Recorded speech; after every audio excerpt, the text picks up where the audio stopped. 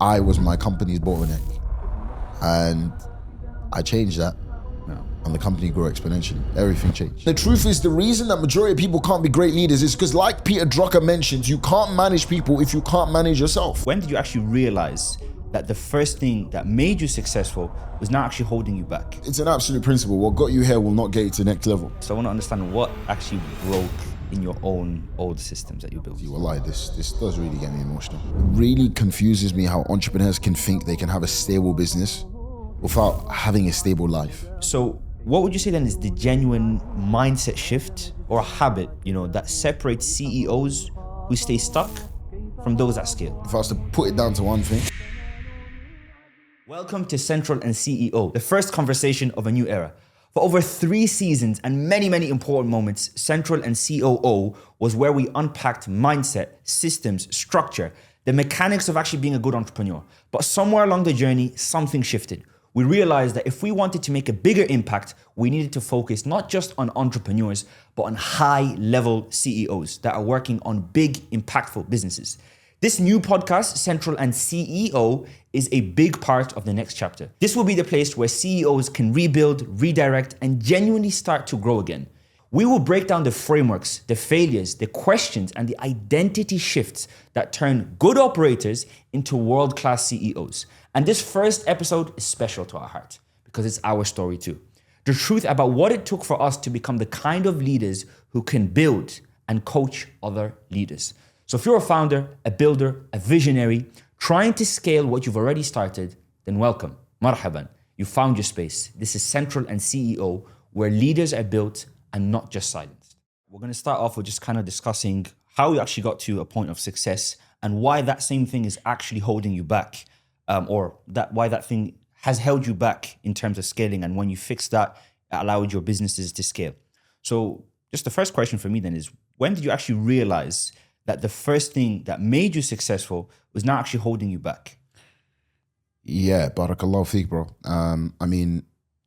Look, every time you want to go to the next level in life, you have to let go of a lot of things. I've so many times, subhanAllah, in my life, I actually remember this constant theme of letting go of the very thing that had got me to that stage of where I am, right? Like you mentioned. So a perfect example, right? What got me successful in the first place was hustling, right? I used to be a hustler. I used to stay up at night. People used to say that work rate, that energy, that work ethic is exactly why you would become successful. Alhamdulillah, from Allah's fadl, the success I achieved at a very young age of, making 6 figures before I even turned 17, alhamdulillah, it came solely due to that fact of like hustling, working hard, always putting in the extra hours, not sleeping, no matter what, until the work was done. And that exact same thing, when I wanted to continue to grow and scale my business, it was that lack of energy. It was that lack of thinking and just constant grinding that was actually holding me back. Because it gets to a stage in your business and in your life where it's actually time to start operating in a smart manner. It's not just about ticking off things off a list and getting as much things done as possible or having your face everywhere. It's now more about strategic moves, direction of the company, 3-year vision, North Star of the company, and all of these things that are super important. And when we started this company, alhamdulillah, from Allah's fadl, we were working with, entrepreneurs who simply had an issue with their mindset, right? Who had an issue with identity, who had all of these things where they couldn't get the things that they know they needed to get done. Now, of course, that adapted, right? And we started to work with high-level entrepreneurs and CEOs. And it's always a thing of like, we're known for this other thing. Right. Now we're shifting directions. Like, how are we going to continue to grow in this company? We're literally letting go of the very thing that we're known for and what we're successful for. But it's important to understand that there's going to be that period of question, of doubt. And we went through that, no doubt, alhamdulillah, before things start to stabilize. But see, the thing is, you said that you had to drop the very thing that got you to that big stage. Is that something that's specific to our businesses, or is that actually a principle in performance? It's an absolute principle. What got you here will not get you to the next level, all right? A lot of the times you're going to have to divorce the very thing that made you successful, the very thing that blew up your brand, etc. You may have to divorce it when you're moving to the next level, right? Look, one thing you start to understand, especially the more seasoned you become in business, is, quantity doesn't matter so much as you think, right? If you always view things from a quantitative perspective in business, you'll find yourself in a lot of trouble. And you'll find that your businesses aren't performing, they're not doing well because the numbers say, but it's sometimes you have to look a bit more nuanced, right? Okay, let's forget the numbers for a second, right? Just for a second. What is the truth behind this, the objective truth, all right? Now, I'm not saying, when I say numbers, I'm talking about ignoring revenue, not data. For example, we're looking at the numbers and this thing is bringing us majority of our revenue, but also bringing us majority is the stress. It's also taking majority of our time, of our resources. And we know this is, it can only last for a matter of time. Like this is a well that we've dug into and we've dug deep into. And the only way for us to grow is to quite fundamentally dig into another piece of land. We're going to have to dig in and we're going to have to open a new well. All right. And sometimes that can be scary because like I said, you're letting go of the very thing that got you here, but that's just the game as a CEO. And there's going to be doubt. There's going to be questions in your mind. You're going to go through an ugly phase, but then you'll see exponential growth. Because the truth is, the reason majority of entrepreneurs are not able to go is because they are not able to divorce a lot of the things that they should divorce. Things that they should get rid of, they don't want to get rid of. Entrepreneurs are great at hoarding these days. They want to hoard every part of their business, every possible client. We want to open it up as much as possible because that means more revenue and more opportunities. Not necessarily. That's a very difficult concept. And I don't know if people have even heard of this concept before, of just kind of cutting things off to actually make it grow more. Because if you think about business here, well, all the time scaling means more volume, right? Either more volume or increasing the price of things. So if you're going to talk about completely cutting out a product, completely cutting off a service, especially when it's like what brings 80% of the revenue, you're talking about something that is very mentally difficult. It goes back to the concept as an entrepreneur of constantly raising your floor, all right? What was okay yesterday might not be okay today. Right? A standard that was suitable yesterday, in order to grow, we're going to have to reach new standards. Sometimes some people, some offers, some clients are not willing to go to that standard, are not willing to raise to that floor. And that's where you have to cut them off and let them go. Because that's the only way to grow. And this is very common. And I'm sure a lot of the entrepreneurs that are watching this, they've reached a very high level, right? But everyone knows there's no such thing as just quick, easy success. Okay, they're seeing this highlight, they're seeing the reels now. But of course, there's many quiet moments that you're literally questioning if you're even built for this anymore. Honestly, wallahi, this does really get me emotional. Wallahi, in truth. Because the truth is, alhamdulillah, from Allah's fadl, our clients that we mentor now, they generate over $250 million annually. Alhamdulillah, from Allah's fadl. And the fact that these people come to us and they give us huge sums of money and trust us to be the ones to consult them to get them to where they need to be, and to allow them to live by design, to scale their companies. I can't say, I was always 100% sure it'd be this way, Now, I know everyone loves to hear like, I knew this would happen. And, the sexy, attractive story, excuse my French, of, I knew it was only a matter of time. And now, do I know, inshallah, Allah will grant us success in the end, of course. My focus is on, may Allah make us from the pious, of course. But doing khair, and inshallah, in the end, I know, bi'idnillahi ta'ala, with Allah's fadl, we will. But there's a lot of moments in there where you're like, snap, like, is this even working? And I feel like this is the toughest part about a lead. And this is why, honestly, like, aside from everything we do, I advise all CEOs to have a coach, because sometimes you're making a step that is kind of difficult and crazy. And having someone to walk through that with you is actually very, very important. As a CEO, as a leader, you have so many stakeholders. You have so many people who are affected. Like, it's not just the life of your employees that you affect. There's their wives, there's their kids, there's their families, etc. So every decision you make, the truth is, it is weighty, right? It's quite heavy, right? In truth, and some days you're going to look at yourself like, am I doing the wrong thing? Like, is that decision I made right? Did I make the right call there? Snap! Am I trying to grow this too fast? Then am I actually ready to drop this? No. Is this even a good idea? And the truth is, a lot of people will look at you and they'll tell you, no. Do not drop it. This is exactly why you're successful, and you're going to drop it. It's mentally very draining, because I can only imagine where it's like you reach a point where it's like, I've got a consistent system. I've built something that if I just continue leaving it the way it is, it makes money. It's successful. And that's I'm so glad you mentioned that. Barakallah feek, bro. And the reason I say that is because it's easy to change a system when it's when it's broken. Right. It's easy to try new things when things are broken, but it takes some level of cojones, you know, to do something when everything is working, technically speaking. Right. Things are good. You've built stability. Like you've built a system where all those people are talking about their salaries are paid off. Everyone's relaxed. It's not growing though, because you've reached that comfort level. So to get them to that next stage, you're like, that is risking them now. You're putting them in a difficult position where, for all you know, it could go back to zero, you know, or a point where it's going to make a big hit, right? So how do you ensure that you don't listen to that inner mind that tells you, you know what, maybe I should just stick to what's comfortable for me? They say stagnancy is the first sign of death. You know, when your company is too stagnant, when you guys aren't going out there, when you're not testing things, it's only a matter of time, you know? When you're not pushing, constantly growing, focused, it's only a matter of time. No. And there's an ad I really love by Apple. The ad is called Think Different, I believe.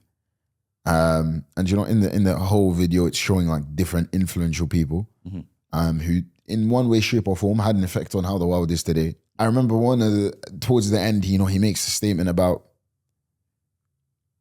the people who think different, the people who are going to change the world, who were able to change the world because they were crazy enough to think that they could. No. And for me, this is always a philosophy of, how am I going to be different? No. I know it's so cliche, right? Change the world, right? But how am I going to have influence? How am I going to actually grow this to the next level?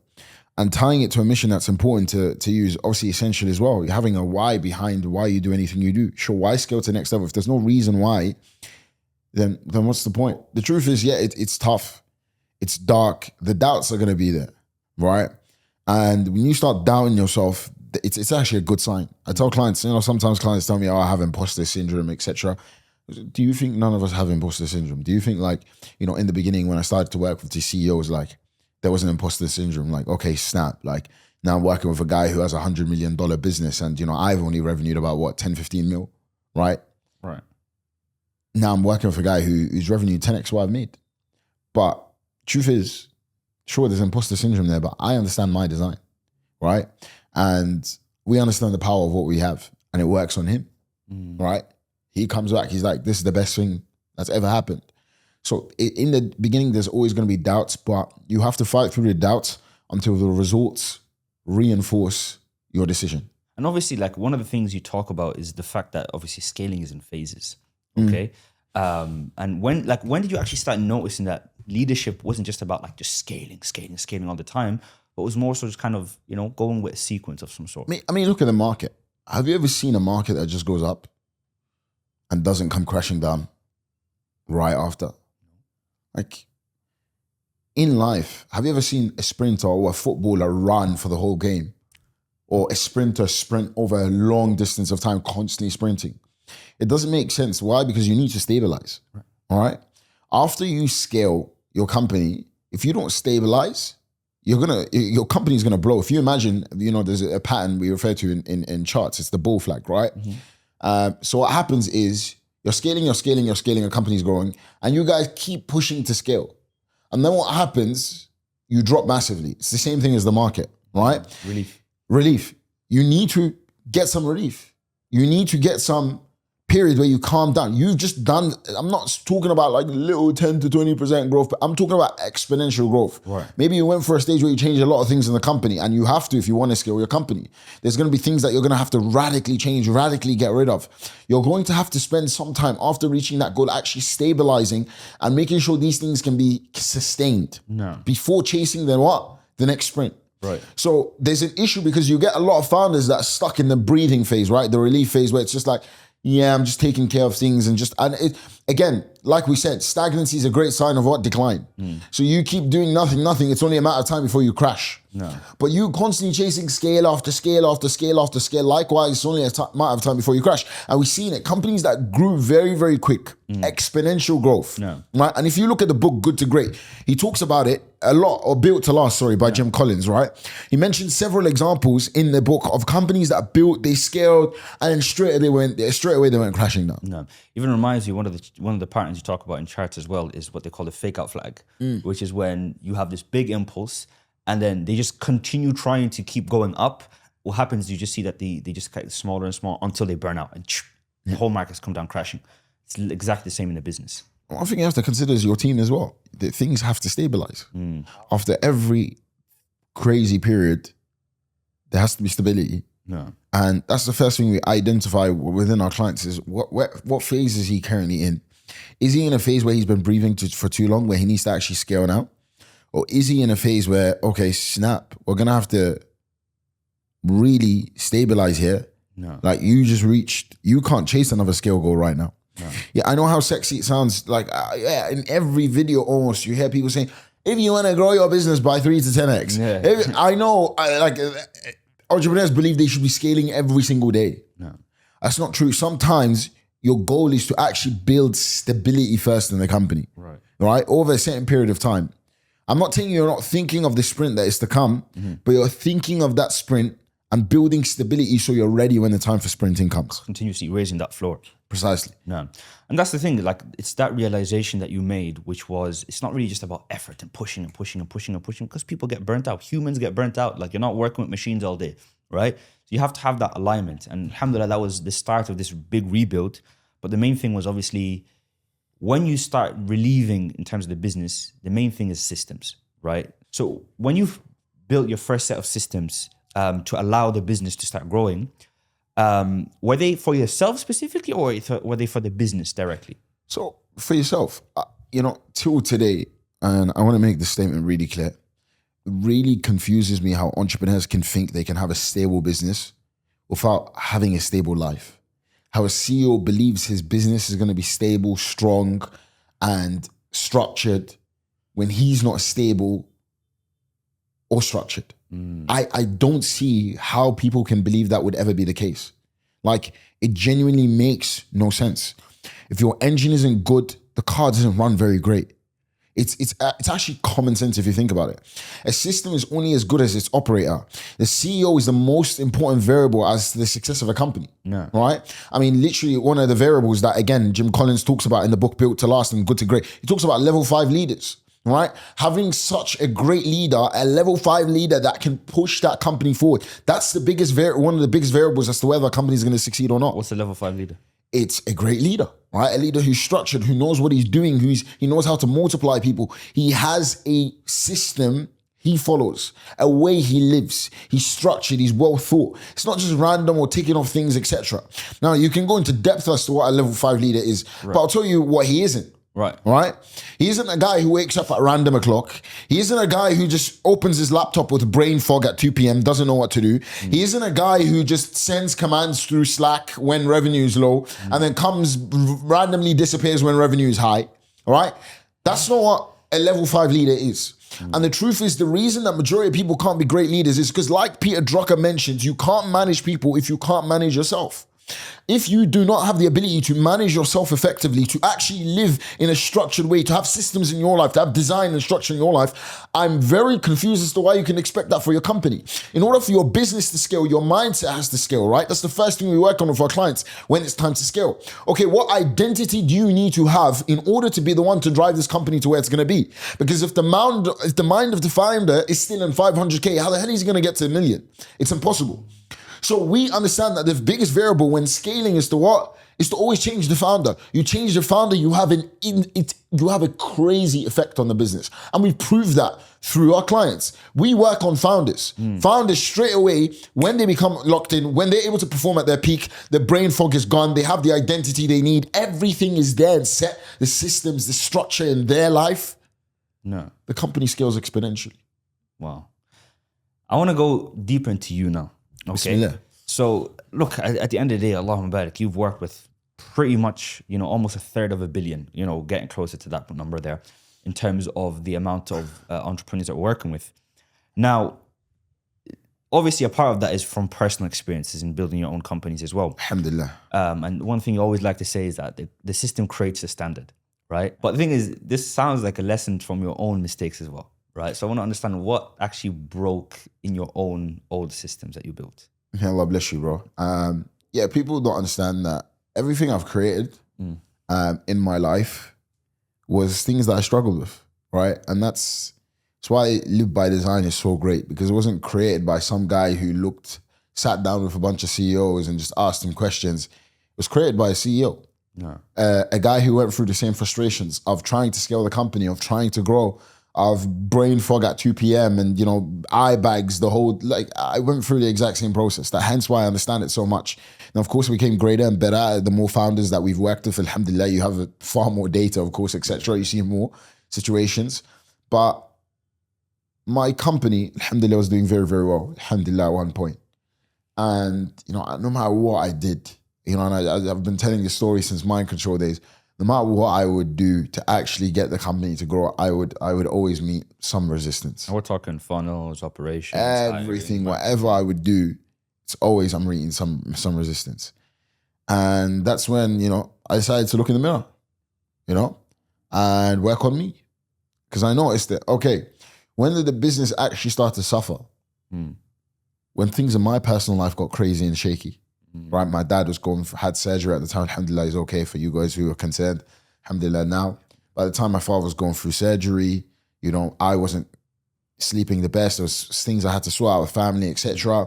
I was traveling a lot at the time as well. I had a lot of responsibilities, etc. Different businesses I was managing at the time. It was just a lot. Yeah. And the business suffered, right? And I looked at it before that, when things were fine with my life, things were good. And then I actually pulled up our Stripe account, I remember. And, of almost all the businesses I was running. And I'm running through, wallah, I'll never forget this day. I'm literally putting the pointer through all of the moments of massive dips in revenue. And in all of those moments, I had issues in my life and my systems. It was a slight delay, right? Okay. So let's say, for example, there was a horrible drop in March. I had a terrible February in my life. There was a lot going on. I was unstructured. I wasn't as present. It would have been a terrible February. Does that make sense? The thing is, they say correlation is not causation, right? For how long? But it could just be for you, though. Okay, you're right. But then we did the exact same thing. And I would jump on call with clients. And I remember one of our clients, specifically Unlearn, he actually owns a very big fitness company in the Muslim space. And likewise, same thing. He had months where his revenue dropped significantly. So I took a month before that and I asked him on a doc, what happened in all of these months of your life? He got on the next call, he was like, how did you know that I had situations in all those months, by the way? I never spoke to you about that.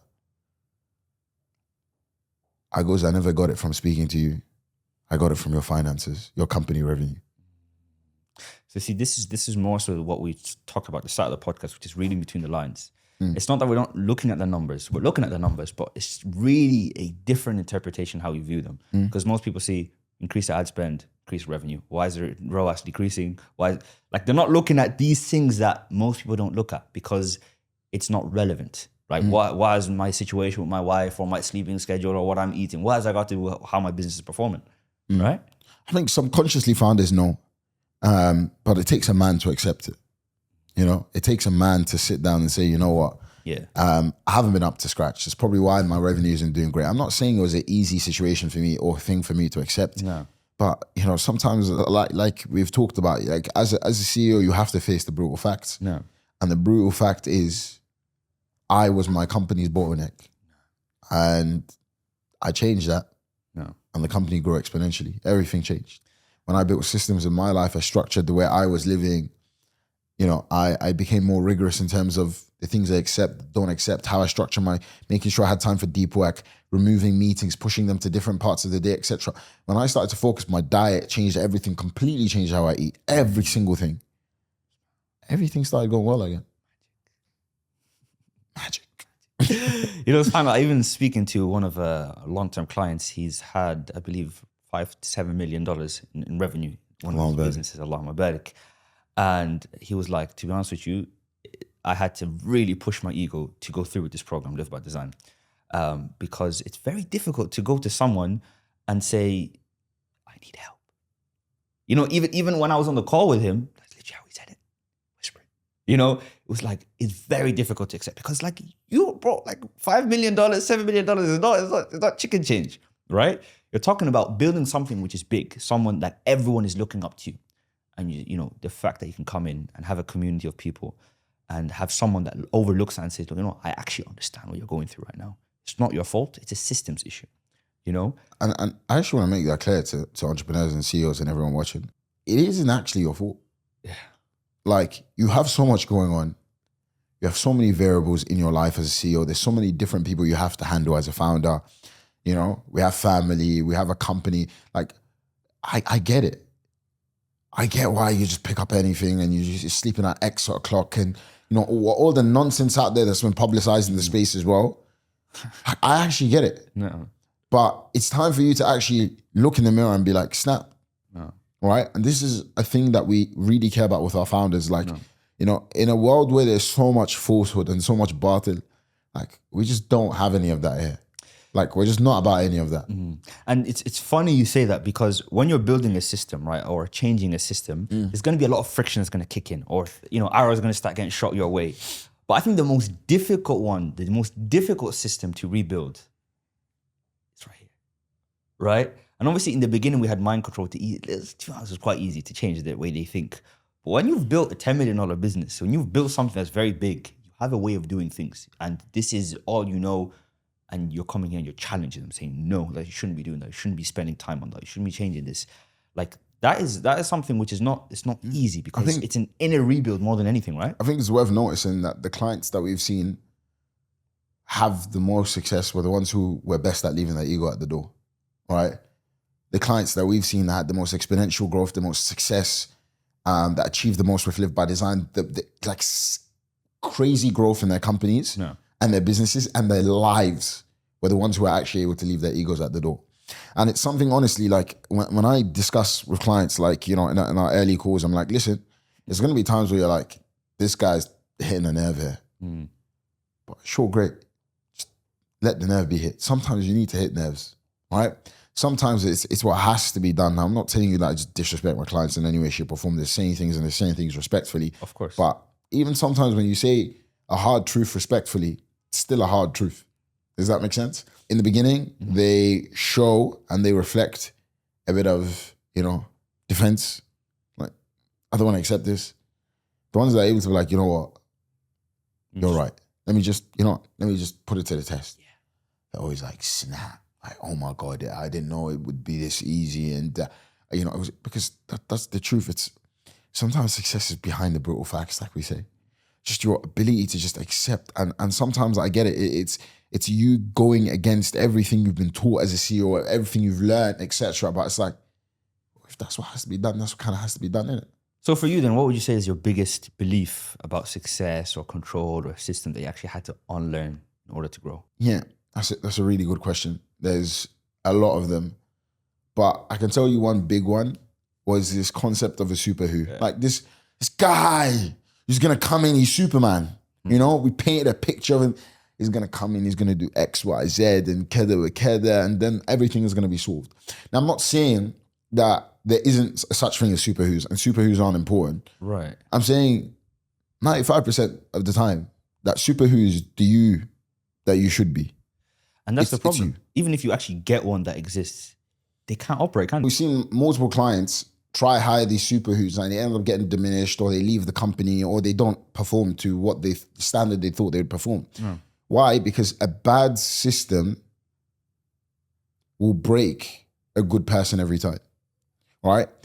Like, regardless, the example I give is, let's say I get the best ingredients in the world, the best of and everything. Right. If my process of breaking the cake is terrible, then I don't get a good cake.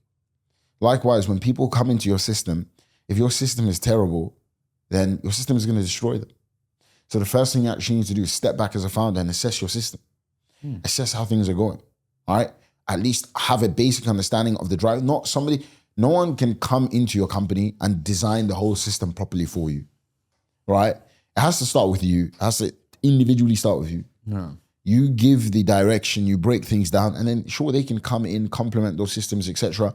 But if the foundation is crap, everything that's built on is going to be crap also. And it's crazy because, I mean, a lot of the times, for example, in the beginning, when a lot of the entrepreneurs get on call with us, they think we're some sort of like agency, marketing agency, because the amount of these guys that exist in the space where we're going to come in and we're going to build this and this and this and that. Like, yeah, but aren't you guys just another one of those guys? That's not the issue. You know, your marketing isn't necessarily the issue. Your sales process isn't necessarily the issue.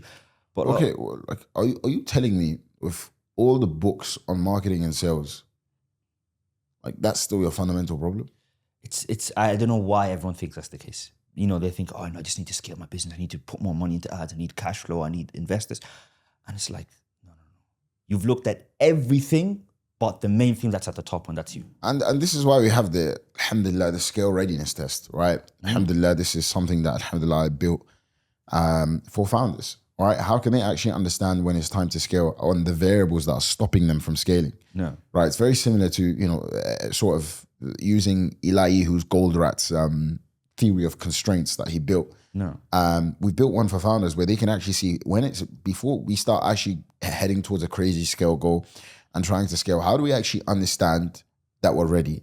What things do we need to make sure that are ticked off? Because the truth is, entrepreneurs don't have a checklist, right? Before you travel, you have some sort of checklist in your head. Okay, I need my passport. I need to make sure my phone's there, my wallet. I need to pack trainers. You have some sort of checklist that allows you to know you're ready for this journey, all right?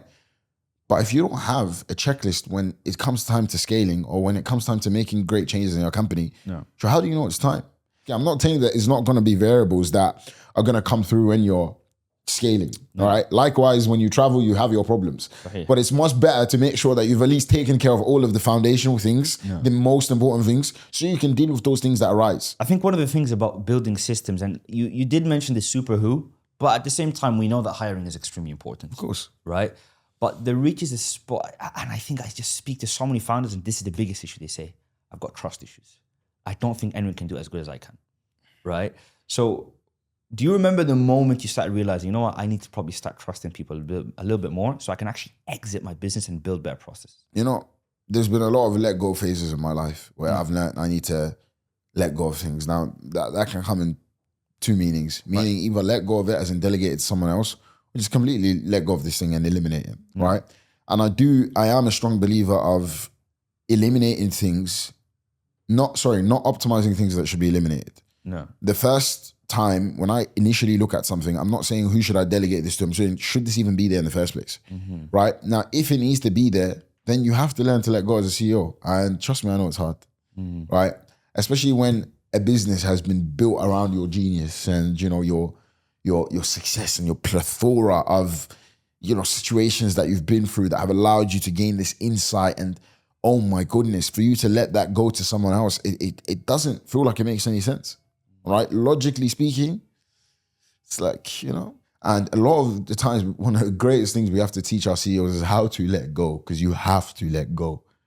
And sometimes it feels like, you know what, this isn't going to be done well. Even sometimes you still fall into that phase of micromanaging. You actually have to stop yourself, like, you know what, snap, you guys do what you need to do. Sure, drop some advice, drop some nuggets, etc. But let them learn. Let them make the mistakes that you made to get that insight that you have. Let them go through that process. And great, now they have a mentor to help them and walk them through those things. Even if you hire a great super who, they still make mistakes in your company. Why? Because they're not perfect on your company. And you still as well, another thing you have to realize is everyone has their different styles. Yeah. And your style isn't the only style that's right. It's fine for people in different roles to have slightly different styles. Yeah. But if you always are over the shoulders, you're going to build a habit of them not being able to do anything unless someone is looking over their shoulder. Now it becomes a way of living for them. And that's what's like that possessive micromanaging. It's like that causes more stress for yourself than anyone else. And I think one of the things is you mentioned before about, you know, okay, I'm this guy, I'm way better than him at, for example, marketing, and you put him as your head of marketing. And that could be true, and likely it is, right? But if you're constantly micromanaging him and every time he has to, you know, go back to you and say, is this good, is this good, is this good, then really... You should have just done the job yourself. And that's how you'll feel. You'll feel like, I should just do this myself. But eventually when you let go, what happens? They become better. And the truth is, sometimes you're going to feel the need to step in, but just That's what it is. It's like you have to make sure that the army is ready, type of thing. Yeah, So you that- build the system first. I'm not saying, the reason a lot of entrepreneurs hate delegation is not because the people are terrible. It's because they delegated before they built a proper system, right? So they gave people crap, and then people weren't able to do anything great with the crap that they gave them. Right. And that's the essential reason why it's important for you to build the system, to build the structure, and then pass it. That's kind of what it is, right? Internal system, company systems, and then you can start looking at all these extra things, right? Tamam, Sheikh. So I think that we've touched into that inner rebuild that you have to have yourself in terms of mindset, in terms of letting things go. And like, because you can give someone these frameworks, but if they just don't have the mental acceptance to go for it, it's never going to happen. They're never going to bring themselves to the next stage, okay? And that's what actually makes you have this business that's going to build a legacy, bidnillahi ta'ala. So what would you say then is the genuine mindset shift or a habit, that separates CEOs who stay stuck from those that scale? If I was to put it down to one thing, No. it's just intentionality. Great CEOs are far more conscious about how the little things really do affect them. And they know what they're doing. They're not in this auto mode. And guys, like, it's very easy to go back to subconscious, like just doing things and just tick, tick, tack, tack, tack, tick. But in order to really grow and thrive, you actually need to think in a unique manner. No. You have to look at things in a different way than you normally would. All right? You have to be conscious of the decisions you make, of the steps you take, the words you use, everything. You start to become a lot more conscious, and that's how the greatest shift in becoming a leader. You start to care more about the minor variables because you realize that minor things aren't minor when you're scaling. Small things aren't small when you're scaling. The details are expensive. Things like your time, your energy, your focus, you become really conscious of them. And even when you find yourself in an ugly phase, you're able to pull yourself right out fast because you understand what got you there. And that's why one of the things that we teach all of our CEOs is the variables of performance. What actually negatively affects your performance? What allows you to perform at a much higher level? You need to understand. And I tell clients, sure, I can build you a design, but you need to actually understand, because the truth is you're still going to fall into these different variables. How do you know how to handle it when you're on a night of low sleep? Right? Or maybe when you haven't gotten the correct amount of, calories that you need, etc. How do you know how to survive? How do you know how to thrive and get things done? Right. How do you know how to manage your energy? How do you know how to still run a business? Even because, look, living by design is ideal, but we still have days where we're traveling. We still have days where things are happening. I still have issues sometimes, maybe with family, somebody's sick, etc. Maybe you're sick. Yeah. How do you know how to still perform? All of these are key details, because what you have to understand is, like I said, the more you're trying to grow, the more expensive the details are. Right. And if you're not considering and conscious of the smaller details, good luck, buddy. Well, I can really sense the passion when you talk about rebuilding people, subhanAllah. And alhamdulillah, we've rebuilt ourselves. And you've now made it kind of a part of your purpose to rebuild others because of these problems that we're seeing. So what do you think our job is now? Or what's our mission? What's the mission behind what we're doing? For me, the mission right now is pretty clear. We work with founders, CEOs, and it's our job to get them at the highest level, right? At the highest level where they have their highest output, where they are structured. There's no more nonsense. There's no more being stuck. A place for bloody CEOs, like high level executive coaching on themselves, on the key things, key steps they're going to need to take on their business. We know founders. That's our bread and butter. That's what we do best. That's what we understand. We're founders, we've studied founders. This is who we are. We're CEOs. We understand CEO problems. We've studied the CEOs. We have the data on the CEOs, and we fix CEOs. Everything we do is about working on the founder, because we understand that the founder is the biggest variable into the success. Right. So just to tie it up then, inshallah, Sheikh, for you personally, what is it that you actually want to do with this brand and specifically this podcast? I want to give CEOs the lessons, the wisdom that they should know. All right. The things that are not spoken about. I'm not talking about things that you find in the books and the gimmicky stuff. I want to give CEOs, especially particularly Muslim CEOs, how should we actually live?